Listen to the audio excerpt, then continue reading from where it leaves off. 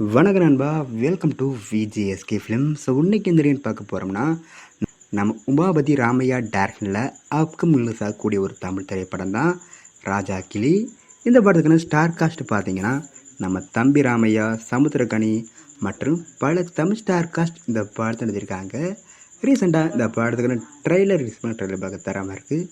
சூப்பராக சொல்லலாம், அந்தளவுக்கு ஒர்த்தாக பண்ணியிருக்காங்க. காமெடி சீக்வன்ஸ் அளவு ஒர்க் ஆகிருக்கு. ஸோ வெயிட்னு பார்ப்போம் இந்த படம் எந்த ஒருத்தா பண்ண போகிறாங்கன்னு.